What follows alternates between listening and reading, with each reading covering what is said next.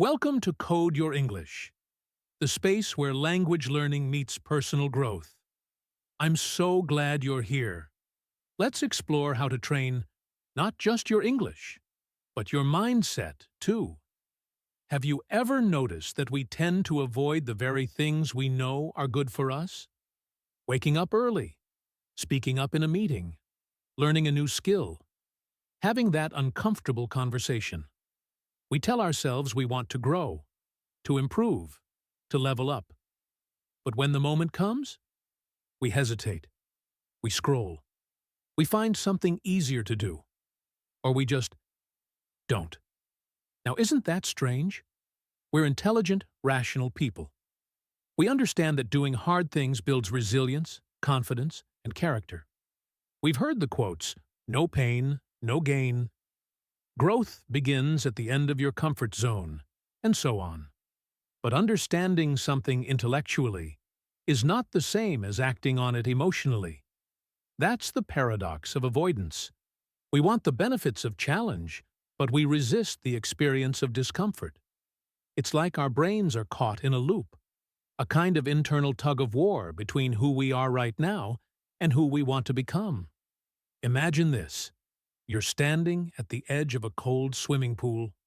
You know that once you dive in, you'll feel refreshed. You'll feel proud of yourself. But your mind hesitates. It's too cold. Just wait a bit. Do it later. That hesitation, that's your mental resistance. A quiet, persistent force that keeps pulling you back into what feels safe, even when what's safe is also what's keeping you stuck. I sometimes think of it as mental gravity. This invisible pullback toward comfort, routine, the familiar. Your brain, after all, is wired for survival, not necessarily for growth. It loves predictability. It loves efficiency. And pushing your limits? Well, that takes energy. It takes risk. It takes conscious intention. That's why we avoid it, even though we say we want it. But here's the question I want to open with today. What if the resistance you feel isn't a sign to stop, but a sign to start? What if it's not a warning, but an invitation? An invitation to cross your growth edge, that invisible line between comfort and transformation. Think about it. When was the last time you deliberately chose the harder path? Not because someone forced you to, but because you knew it would shape you?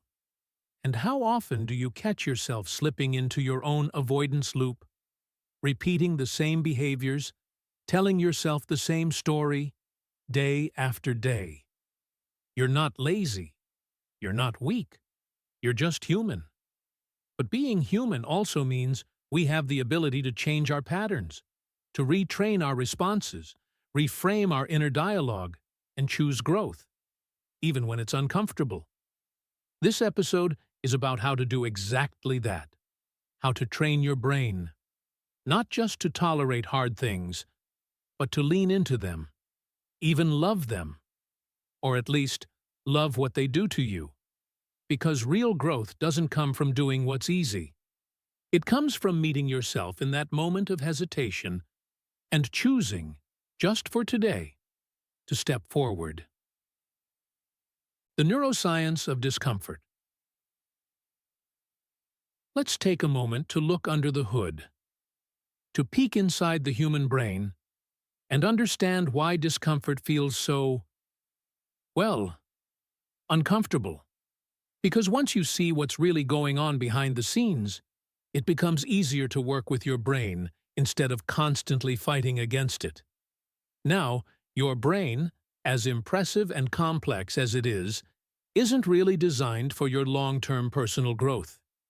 That might sound strange, but it's true. Your brain is designed first and foremost for survival. Not success, not happiness, and definitely not productivity. Its number one job is to keep you safe, alive, and out of danger. That's it. In fact, in many ways, you can think of your brain as a sort of high-tech survival machine, constantly scanning your environment for threats, trying to avoid risk, and conserving energy wherever possible. So, what happens when you encounter something challenging? Let's say you're about to give a presentation in English, maybe at work or in class. Your heart starts to race. Your palms feel sweaty.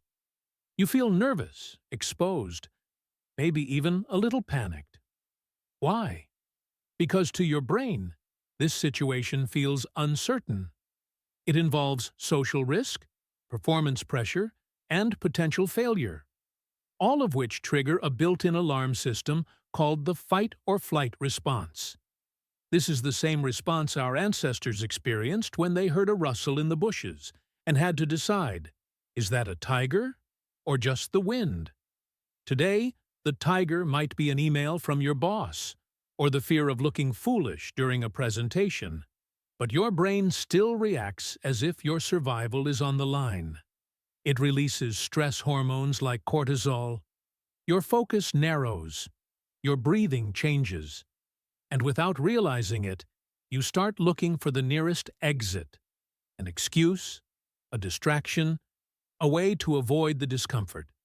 This is where mental resistance kicks in. The brain, in its effort to protect you, interprets discomfort as danger. But here's the catch. Discomfort isn't actually dangerous. It's just unfamiliar. It requires effort. And effort, biologically speaking, comes with a cost. It demands what we call cognitive load, the mental energy needed to process new information, make decisions, and regulate emotions. And your brain, clever as it is, doesn't like to spend more energy than absolutely necessary. So when it sees a hard task, it often says, let's not. And this is why, even though we want to improve, we often sabotage ourselves. It's not about laziness. It's about the way our brains are wired. The brain prefers predictable neural pathways, routines and behaviors that have already been reinforced through repetition. These are like well-worn hiking trails in your mind. Smooth, easy, and familiar. Trying something new? That's like hacking your way through a jungle. It takes more mental effort, and your brain would really rather not.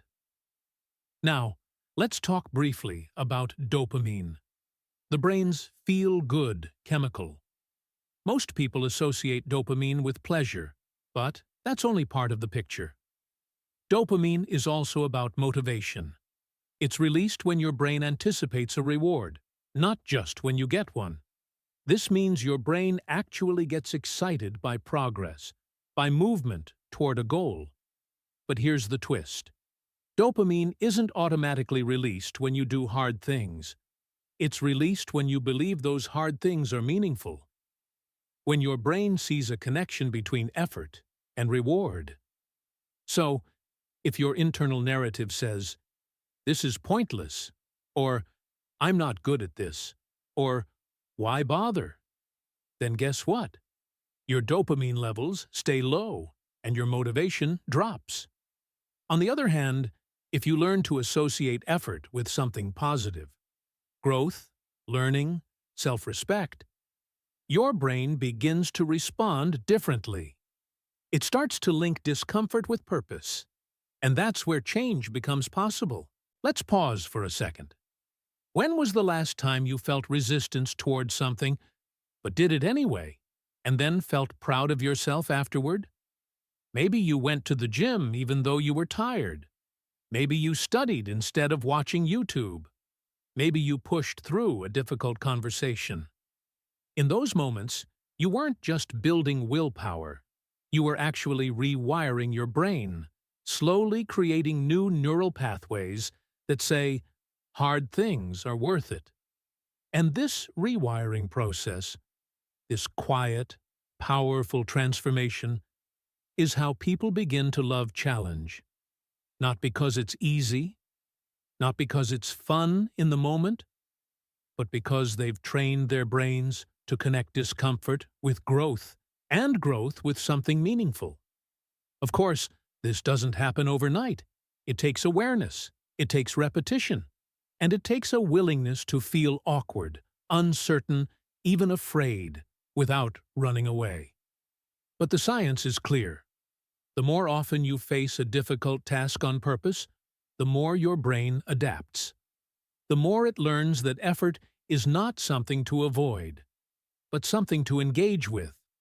So the next time you find yourself stuck, procrastinating, hesitating, overthinking, try this.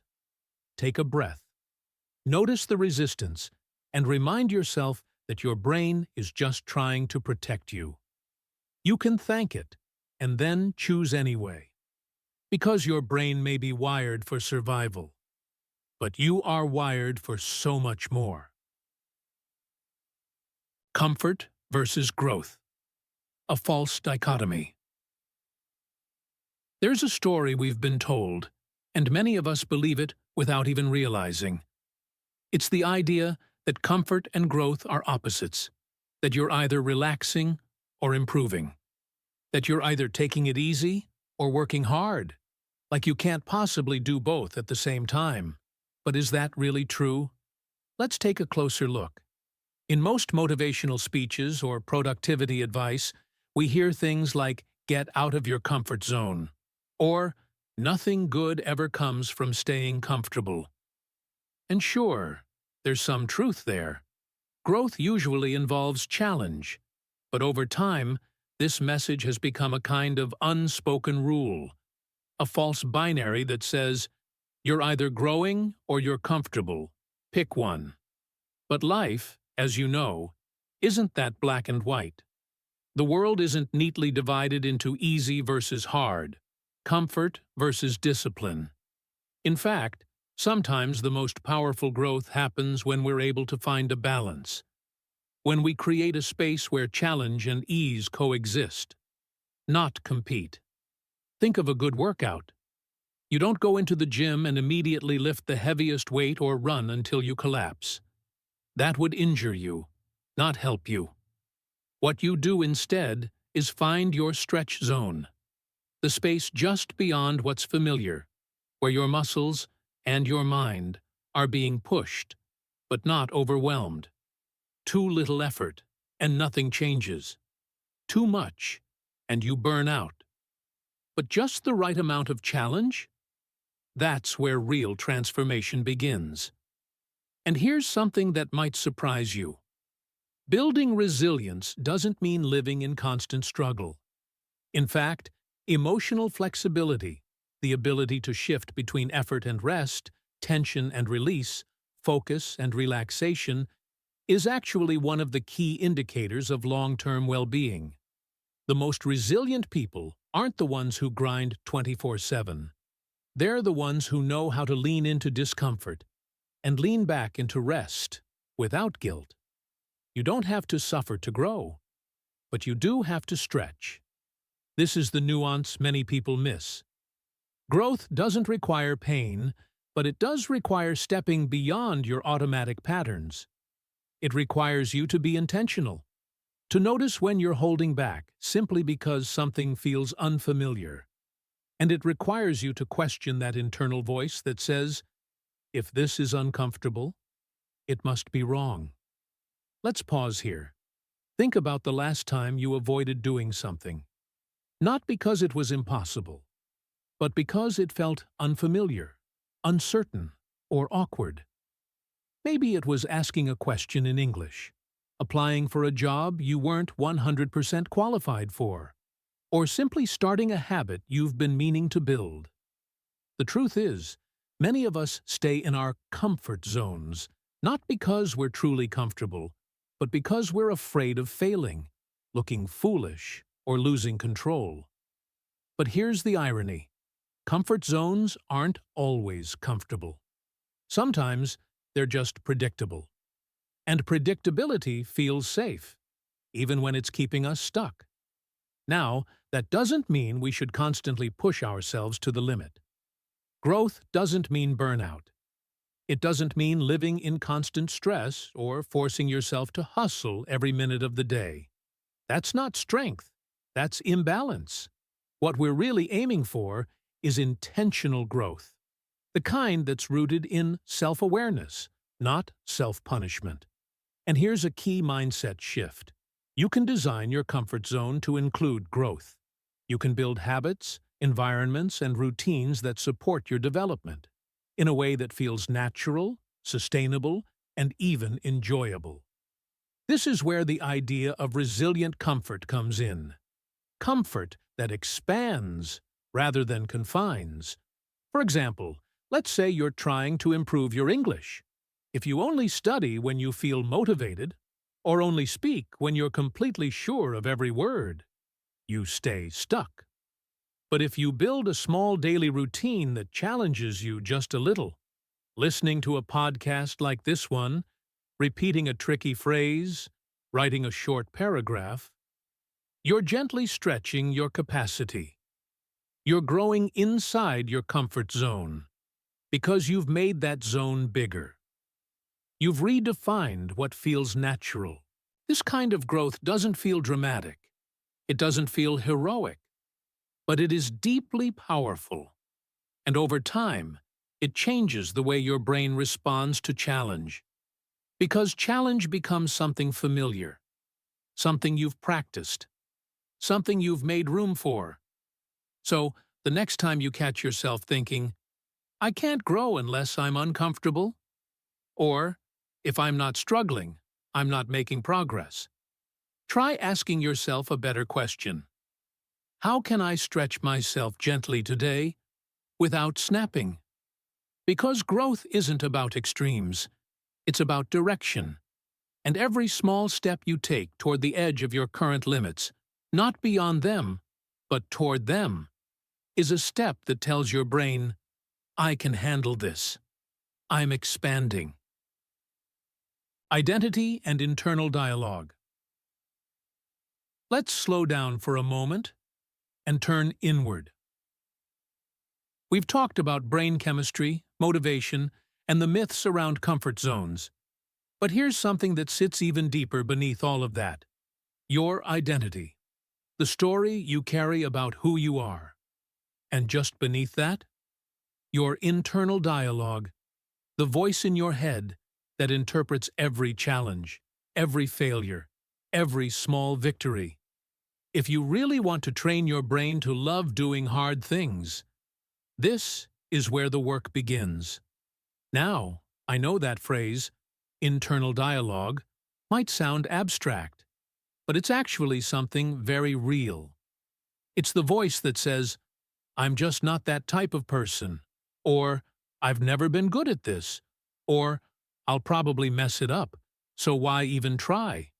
Sometimes that voice is loud, sometimes it whispers, and sometimes it sounds so familiar that we mistake it for truth. But here's the thing. You are not your thoughts. You are the one listening to your thoughts. And just like we can train our muscles or upgrade our habits, we can also reshape that inner voice, the one that influences what we try, what we avoid, and what we believe we deserve. Let's make this real. Think about something you've avoided doing, something that felt too hard, too uncomfortable, or too far outside your comfort zone. Maybe it's public speaking, learning a new language, starting a business, or setting a boundary with someone close to you. Whatever it is, ask yourself, what story am I telling myself about this? And even more importantly, what story am I telling myself about me? This is what we mean by internal narrative. The collection of beliefs, assumptions, and emotional memories that shape your self-concept. It's not just what you think, it's who you believe you are. And whether you're aware of it or not, your self-concept influences how you show up in the world. It guides your decisions, your risks, your habits, even your body language. Here's an example. If you believe deep down that you're not a disciplined person, what happens when you try to build a new routine? You might start strong, but the moment you miss a day or feel resistance, that belief kicks in. See? I knew I couldn't stick with it. And suddenly, the behavior stops, not because you're incapable, but because you're reinforcing a limiting identity. This is what psychologists call identity-driven behavior.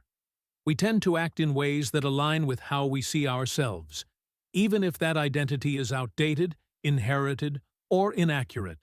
And this is both the challenge and the opportunity.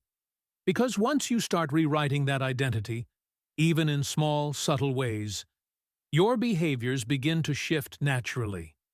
Let me ask you something. When was the last time you caught your inner voice in the act? When you paused, even for a second, and noticed yourself thinking, "I can't," "I'm not ready," or "this isn't me." And what would happen if, just once, you answered back with something different? Something like, "Maybe I can," or "What if it is?" The stories we tell ourselves are powerful, but they're not fixed. They can be updated. They can be questioned. And often, the biggest breakthroughs don't come from trying harder, but from thinking differently about who we are becoming. And yes, I say becoming because identity isn't a destination. It's a process. You're not locked into the version of yourself you were 5 years ago, or even 5 minutes ago. Every decision you make, every time you choose to show up, speak up, or stretch beyond your usual limits, you're voting for the future you. You're shaping a new narrative. Of course, this isn't about toxic positivity or pretending that fear doesn't exist.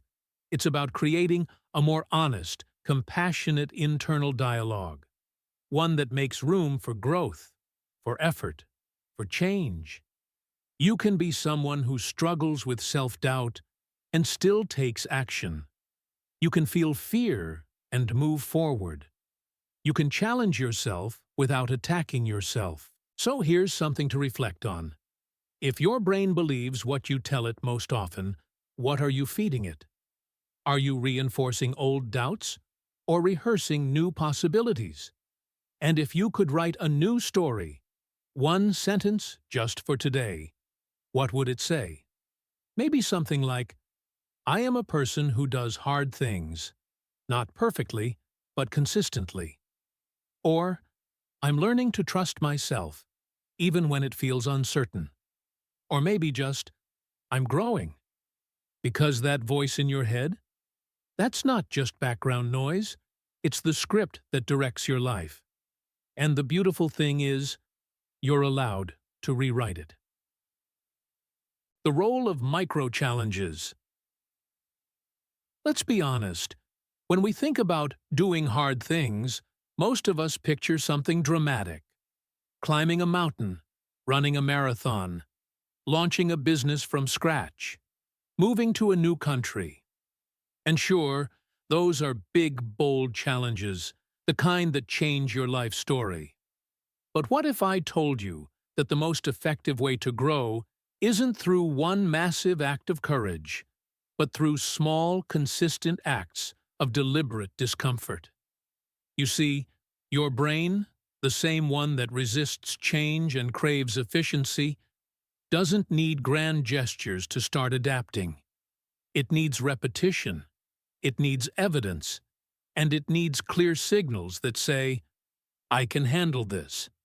That's where micro-challenges come in. Think of them as bite-sized training sessions for your mind. Small, intentional actions that push you just a little bit past your comfort zone, on purpose. These don't have to be painful or extreme. In fact, they shouldn't be. The goal isn't to overwhelm yourself, it's to create a new habit loop, a predictable cycle where discomfort is met with action, and action is met with confidence. Over time, this loop becomes familiar, less threatening, even satisfying. Let's look at a few examples. Maybe you take a 30-second cold shower in the morning, not because you love it, but because it teaches you how to stay calm when your body says run. Or maybe you practice saying no to something small, like an invitation you don't really want to accept, just to remind yourself that your boundaries matter. Maybe you speak up in a meeting, even if your voice shakes. Or you try saying one sentence in English every day, out loud, even if it feels awkward. These are all micro-challenges, and every time you do one, you're training your brain to respond differently, to discomfort, to effort, to uncertainty. Here's what makes micro-challenges so powerful. They're low stakes, but high impact. They're small enough that you don't need hours of preparation or a surge of motivation, but meaningful enough to shift your self-perception. After a week of tiny wins, you start to see yourself differently. You start to think, maybe I can handle more than I thought. That's where real change begins, not in the moment of success, but in the quiet rewiring of your self-concept. And it all starts with one question. What is one small thing I can do today that makes me slightly uncomfortable? In a good way. It's important to note that this kind of intentional discomfort isn't about punishment. It's not about making life harder for no reason. It's about controlled exposure, stepping into challenge with curiosity, not force.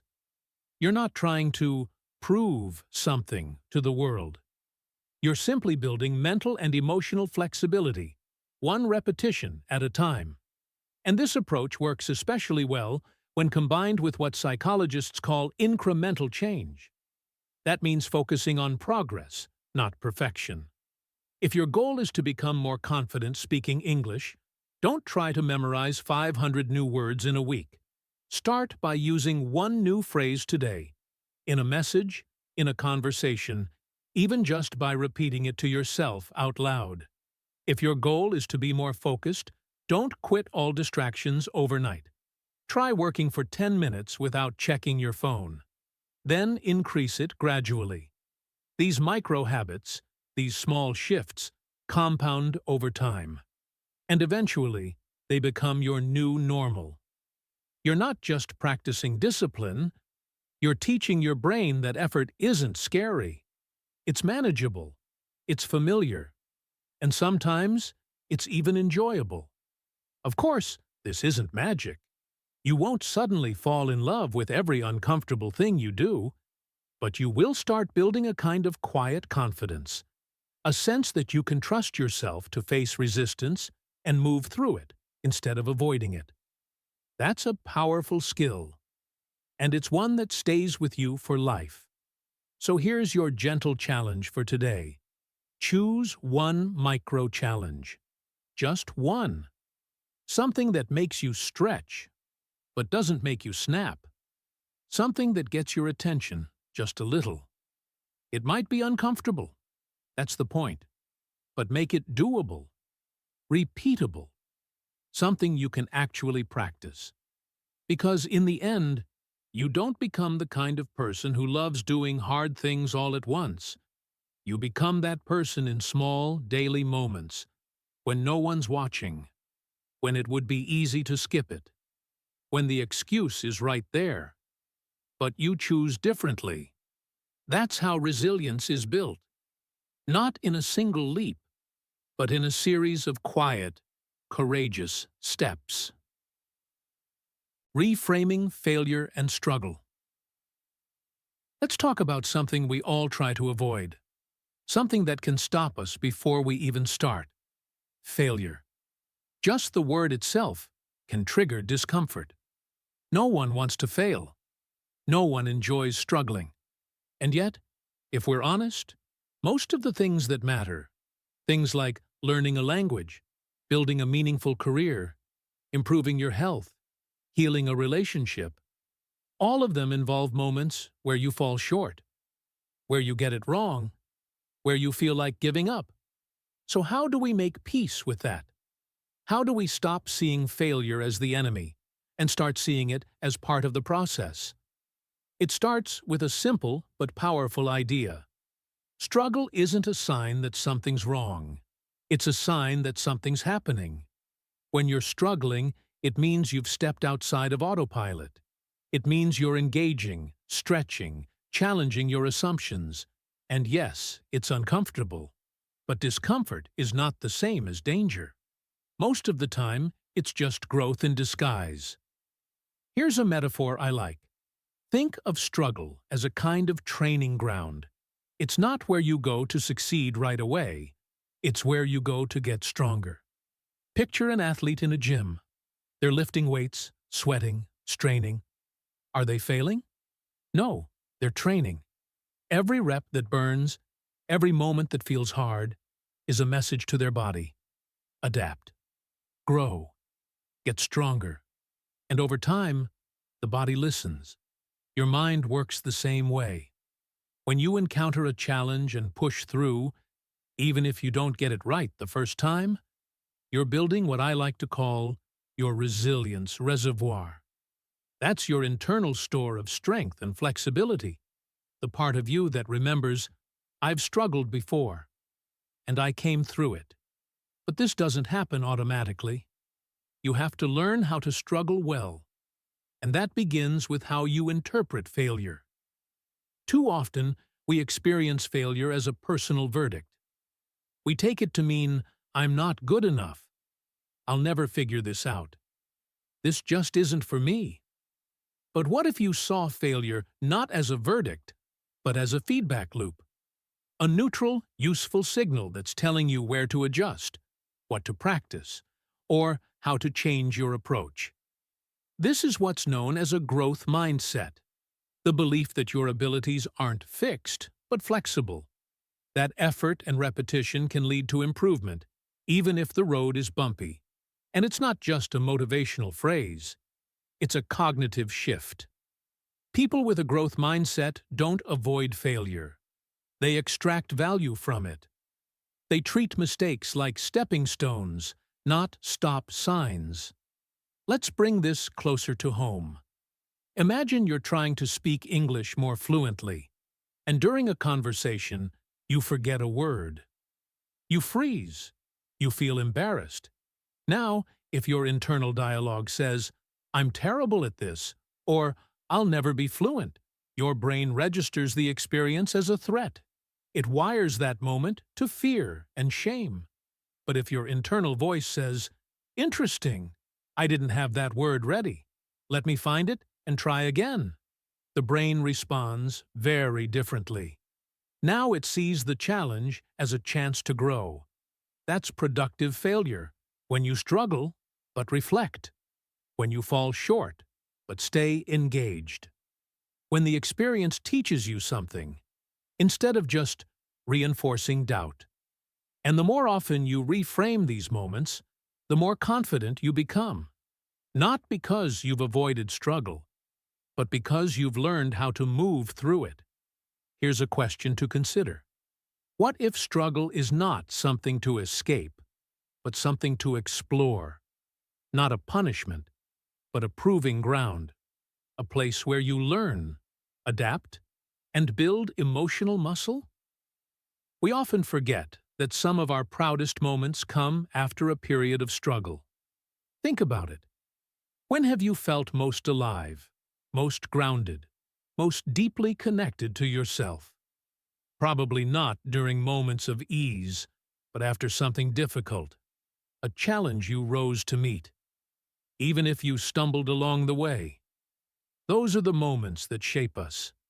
Not the perfect ones, but the ones where we stayed in the ring even when it got messy. So, here's your reminder. You are allowed to struggle. You are allowed to fail, to mess up, to feel unsure. That doesn't make you weak. It makes you human. And every time you face difficulty with openness instead of avoidance, you're training your brain to associate effort with possibility, not with panic. You don't have to love failure, but you can stop fearing it. You can see it for what it is, a natural, necessary, and even valuable part of growth. Not the end of the road, but a part of the journey. Cultural narratives and the myth of effortlessness. Let's step back and look at the bigger picture for a moment. Not just your individual habits or mindset, but the cultural narratives we've all been exposed to. Because whether you grew up in Seoul, São Paulo, Stockholm, or San Diego, Chances are you've absorbed some version of the same story, that the most successful people are the ones who make it look effortless. Think about it. We celebrate child prodigies. We admire natural talent. We love stories of overnight success, the 22-year-old founder, the one-hit wonder, the genius who never studied, but still aced the test. And on social media, the highlight reels never show the practice, the repetition, the sleepless nights, just the polished results. Over time, without realizing it, we begin to associate real ability with ease. And anything that feels hard, anything that takes time, that starts to feel like a personal failure. This is what psychologists call the effortless excellence myth. The belief that if you're really good at something, it shouldn't feel like work. But let's be honest, how many things that truly matter in life come without effort? Learning a new language, building a strong relationship, navigating a career change. All of these involve challenge, frustration, and trial and error. And yet, we often hold ourselves to a strange double standard, expecting smooth results from messy processes. We also live in a world shaped by what's sometimes called hustle culture, the idea that constant productivity is the key to success. This is the flip side of the effortless myth. If you're not succeeding easily, then at least be grinding 24/7. Work harder, sleep less, wear your exhaustion like a burnout badge, proof that you're serious. But here's the trap. Whether we idolize ease or glorify exhaustion, we're still avoiding the middle truth, that real growth requires sustainable, intentional effort. Not heroic bursts of energy, not zero resistance, but steady engagement with difficulty. Let's contrast two common narratives. The first says, if it's hard, you're probably not good at it. Maybe it's not your thing. The second says, if it's hard, push harder. Grind through. Don't stop till you drop. But both of these miss something essential. That effort is not a problem to fix, or a burden to bear. It's a natural part of doing anything meaningful. What would happen if we stopped seeing effort as a red flag and started seeing it as a normal, even valuable, signal that we're stretching? What if we celebrated perseverance with the same enthusiasm we give to talent? Because, here's the truth, no one tells you on the highlight reel. Most overnight successes took years. Most fluency in a second language was built in silence, frustration, repetition. Most so-called geniuses practiced, studied, and failed more than they succeeded. But we rarely see that part. And when we don't see it, we start to believe that struggle equals inadequacy, that if it doesn't come naturally, it probably never will.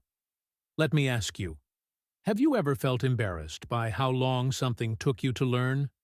Or ashamed that others seem to get it faster than you? That feeling, that quiet self-doubt, often comes not from reality, but from a performance narrative we've inherited. The idea that we're supposed to be impressive, efficient, and ahead of schedule at all times.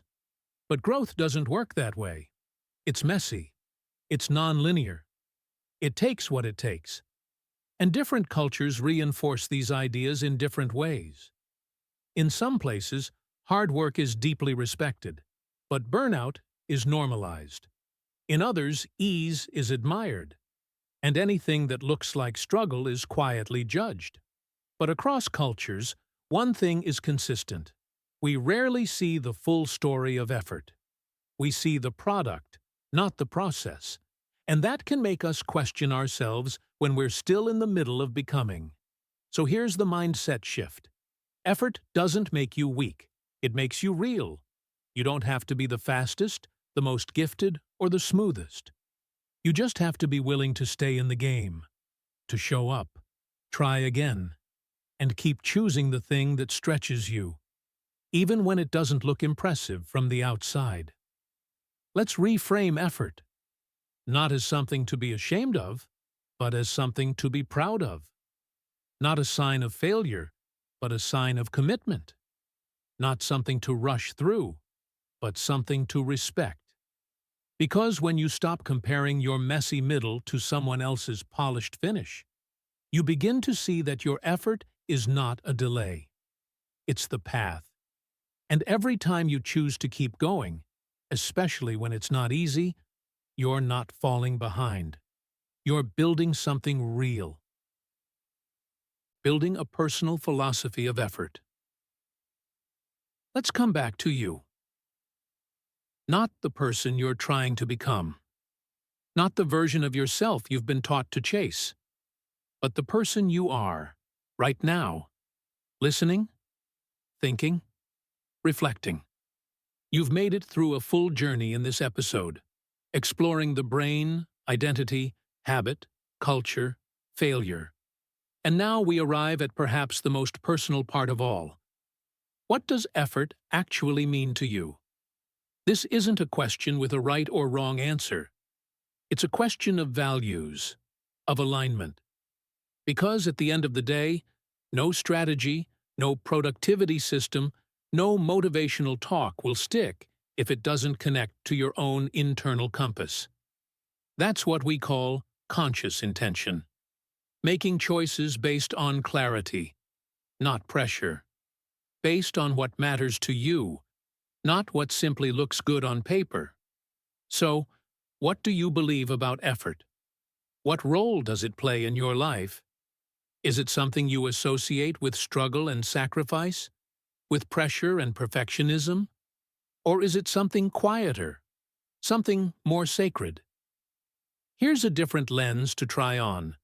What if discipline isn't punishment, but devotion? That phrase, discipline as devotion, shifts the meaning completely. Discipline in this light is not about force. It's not about self-denial or rigid control. It's about care, commitment, showing up for something you deeply value again and again. Even when it's hard, even when it's invisible, even when nobody is clapping for you. When you treat effort not as a tool for proving your worth, but as a practice of alignment, everything changes. You're no longer doing hard things to impress others or meet some invisible standard. You're doing them because they reflect who you are, or who you're becoming. And that's where intrinsic motivation comes in. The kind of motivation that isn't dependent on praise, grades, followers, or external rewards. It's the motivation that comes from within, from meaning, from a sense of purpose. When your actions match your values, you don't need constant reminders.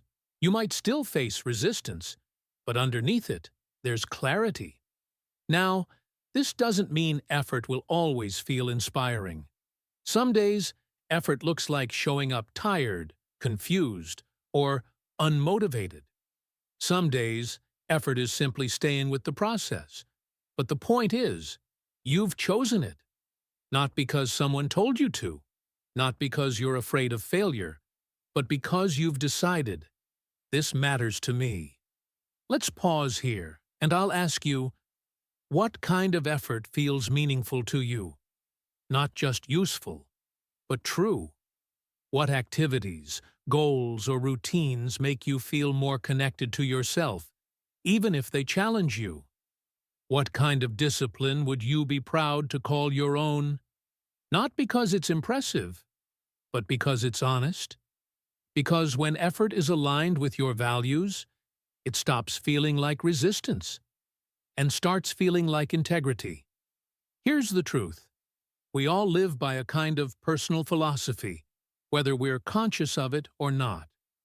We tell ourselves stories about what's worth our energy, what we can handle, what we should be doing. But the real power lies in choosing that philosophy, refining it, questioning it, rewriting it as you grow. So I invite you to write, or at least imagine, your own philosophy of effort. It doesn't have to be long, just a sentence or two. Something like, Effort to me means showing up even when I don't have all the answers. Or colon. Discipline is how I care for what I love.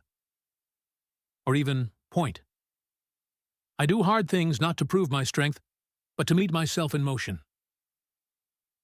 Whatever your words, make sure they come from you, from your own experience, your own desire to live a more intentional life. Because ultimately, training your brain to love hard things isn't about pushing harder. It's about relating differently to effort, to discomfort, to who you believe you are.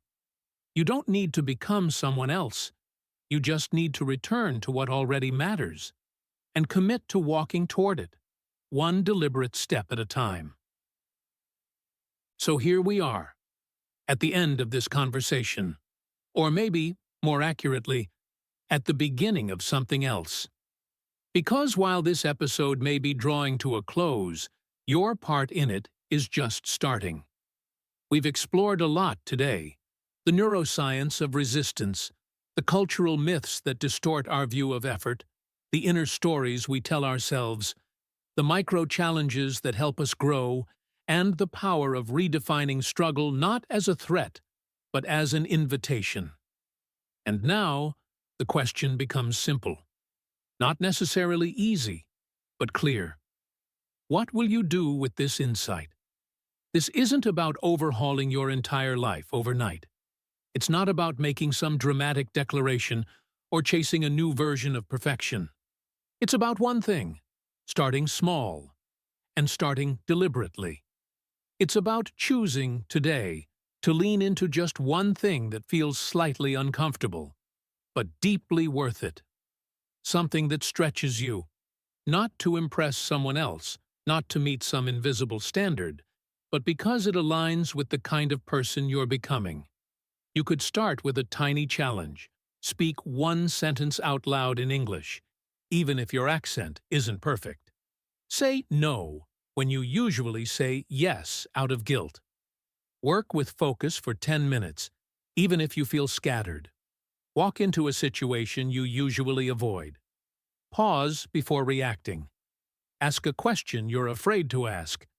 It doesn't have to be big. It just has to be yours. And when that moment comes, when your brain begins to resist, when the old internal voice whispers, "This is too hard. You're not ready. Maybe later." That's your cue. That's the doorway. Because that's the exact moment where you begin to retrain your response. Not by pushing yourself with force or shame, but by showing up, calmly, kindly, consistently, like your own coach. Like someone who believes you're capable of change and willing to walk beside you through it. Because here's the thing: effort doesn't mean you're failing. Effort means you're engaged. It means you care. It means you're not asleep at the wheel of your own life. And that matters. That's something to be proud of. You don't need to wait until you feel brave. You just need to act as though growth is possible. That's the secret. Confidence often follows action, not the other way around. You become the kind of person who does hard things by doing hard things. Gently, repeatedly, with curiosity, not criticism. So, I leave you with this. What's one challenge you've been avoiding? Not because it's wrong, but because it's uncomfortable? And what might happen if, instead of turning away, you turn toward it? Not to conquer it, not to rush through it, but simply to meet it as you are, open, aware, alive. Can you allow effort to become an act of care? Can you let discipline be something that connects you to yourself, instead of something that exhausts or punishes you? This is the work. Not flashy, not always visible, but deeply meaningful. And it begins exactly where you are. Start small. Choose growth. Become your own coach. You've got everything you need to begin. Thank you for spending this time with me on Code Your English. I hope this episode offered not just ideas, but openings, new ways of thinking, feeling, and acting. If it resonated with you, take a moment to reflect. And if you feel ready, take a step, no matter how small, in the direction of your own growth edge. Until next time, keep listening, keep questioning, and above all, keep practicing being the kind of person who can meet discomfort with intention. You are not behind. You are becoming.